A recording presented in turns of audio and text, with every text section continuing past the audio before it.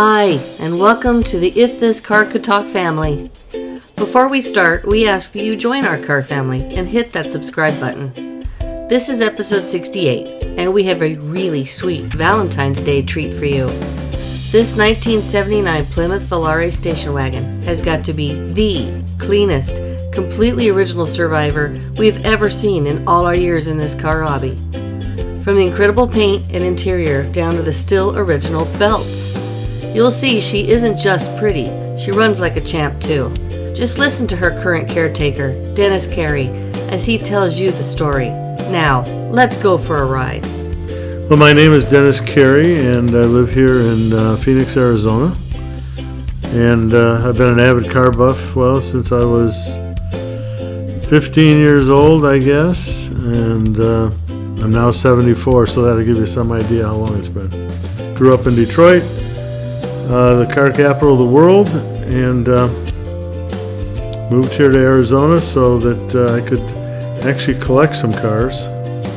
And this particular car that I have here is a 79 Plymouth Volare Wagon. So people think about these 79 Volare wagons or whatever and say, geez, nobody ever restores these. And I go, no, this car has not been restored. What you're looking at is an all-original, unrestored 1979 Volare Premier Wagon Survivor. Everything is completely original. I mean, from the paint to the interior to under the hood to the fan belts and all the hoses. They're all original. So I've had this car. I bought it in December of 07, and it was kind of an unusual how I got it and acquired it, as I was looking for a 66 or 67 Plymouth Belvedere, so to go along with my Plymouth GTXs that I own.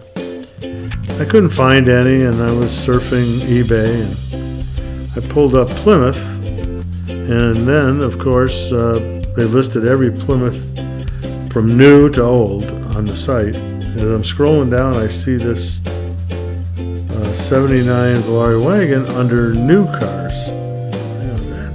How the hell can that be? I'm sorry, how can that be? It's a 79. So I wound up calling the guy in Ohio, and the first words out of his mouth after I said, why is it listed under new cars? He goes, because it is a new car. And I go, what do you mean it's a new car? He goes, well, it only has 4,500 miles on it. And I go, 4,500? How do you know that? He says, well, my dad is the original owner on the car. He passed away about 10 years ago, and I didn't have the heart to sell the car, so I stored it in my garage, which I have a heated garage, and I have a couple other cars. And I just couldn't part with it at that time. He says, but now I think it's time to move on, and I want to sell it. Okay, well, I guess that makes sense, but really, 4,500 miles? He goes, yeah. I said, well, could you, send me some photos of it? Let me take a look at it. Sure, let me get more photos, because he didn't have a whole lot of photos on it. He just had some basic ones. So he sent me a whole bunch more, and I couldn't believe it. I mean, everything on the car looked completely new. I'm scratching my head thinking, damn, this could be really almost a new car. So, getting talking with him for a while, I find out that his dad had ordered the car, and his mom and dad occasionally would take it grocery shopping. But if it got cloudy, they'd come home. He would not leave the car out in the rain. He would not drive it in the rain. He wouldn't drive it in snow. He wouldn't drive it in any inclement weather whatsoever. So this car never saw rain. Never saw rain from 1979 to 2007 when I purchased it. And when I was shipping it, it was one of those days in Phoenix that you rarely ever get. It was cloudy and it rained in the morning.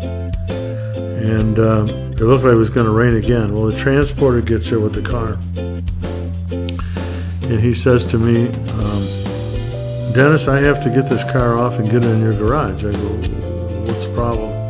He goes, well, if it rains even a drop, I can't deliver it. I said, what? He says, yeah. He says, the owner gave me explicit instructions. If it's raining, you may not take that car off the trailer. I said, wow. Okay, well, hey, let's get it in the garage. I don't want I want the car here at the house. So, to make a long story short, we got that car in the garage, and it hadn't seen rain ever. And even all the years that I've owned it, 13 years, it did see rain when we were parked at a Route 66 cruise. It came out of Massillon, Ohio, and that's probably a good thing when you think about it today, because being in Arizona versus Ohio, the interiors usually get pretty crappy here in Arizona, kind of dry rotted and stuff. Where there, it's perfect. Usually the paint can be, or they get rusty, but this one didn't. His father had the hindsight to Z-Bart the car, or Cosmo lean it, whatever you want to call it. So it protected it against any rust, any corrosion, even when it was sitting in a garage. So and of course here in Arizona it will never see rust. And today, after 14 years now of owning the car, we just turned 11,000 miles on it. So I did put 7,000 miles on, over those years, which doesn't sound like a lot, but mostly they were to and from car shows or going and cruising Route 66 when they had their show up there once a year. The only thing I've ever done with the car, because it is, as you see it in these photos, it's the way it looks when I got it and the way it looks today. The only thing I did change is I changed the original tires and wheels, which were a chrome with wire baskets and white wall tires. I still kept those, and I put the Magnum 500 with white letter tires on it. I thought that made it look a little sportier. But that's all I've ever done. I've never changed a fan belt or a hose or nothing like that. It's got air conditioning. The only thing it doesn't have out of all the options the father got is it didn't get power windows. And one can only surmise why he didn't get power windows. I have no idea. But he got everything else under the sun, including cruise tilt and everything else in the car. But it's one of those cars, I think, that that you once in a lifetime you'll find that you could find something like that, where someone truly took care of the car, put it away, maintained it. He changed the oil in that thing every year, even though it sat in his garage. He still changed the oil and would start it every 2 or 3 months just to make sure that the gas was good. It's still got the original muffler system on it. So this one has what they refer to as the Big Six. Now the Super Six. The Super Six is actually a 2-barrel, 225 cubic inch slant six, putting out right around 200 horsepower. The regular six was a single barrel, but if you got the Super Six, you got a 2-barrel. The car still, even to this day, will get 21, 22 miles to the gallon. So, not that you ever own these cars because you worry about what the gas is going to cost. Because if you did, you wouldn't own any of them. But this one still gets incredible mileage, runs and drives perfect. Oh, as it should, I guess, for 11,000 miles. So,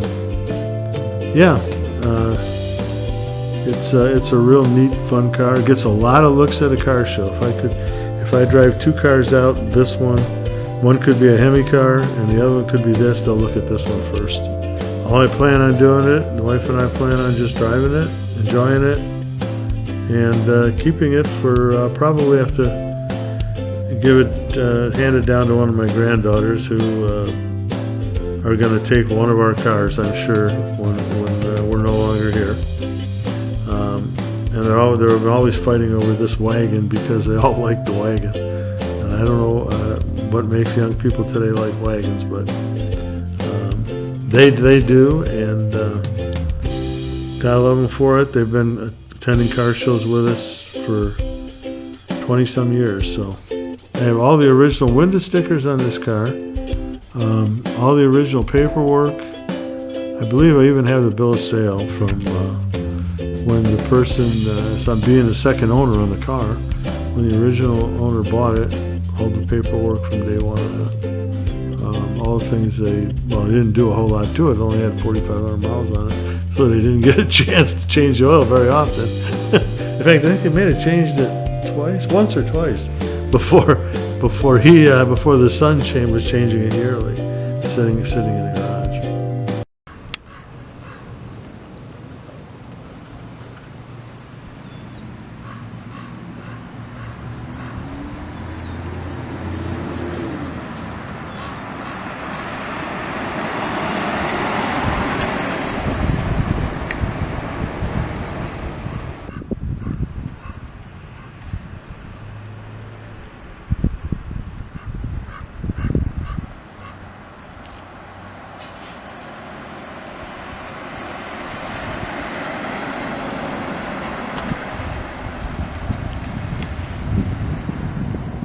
Thanks so much for sharing this classic grocery getter that still looks like she did in 1979.